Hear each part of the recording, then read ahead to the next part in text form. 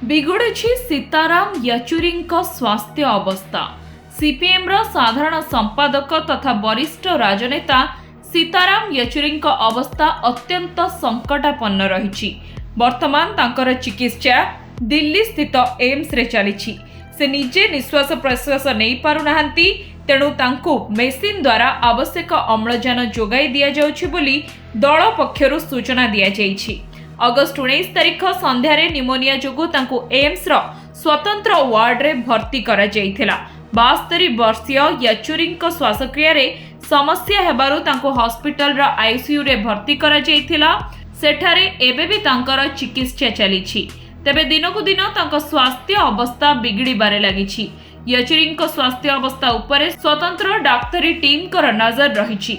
एबे तांको अवस्था अत्यंत संकटापन्न रहिथिबा दल पक्षरु कुहा जाइछि। एहा पूर्वरु येचुरी मोतिया बिंदु ऑपरेशन मध्य होइतिला। सीताराम येचुरी सीपीआईएम रो वरिष्ठ सदस्य। से 1996 मसीहारे यूनाइटेड फ्रंट सरकार पई कॉमन मिनिमम प्रोग्राम प्रस्तुत करिबारे पी चिदंबरम को सह सहयोग करिथिले। 2004 रे उपा गठन समय रे से गुरुत्वपूर्ण भूमिका ग्रहण करिथिले।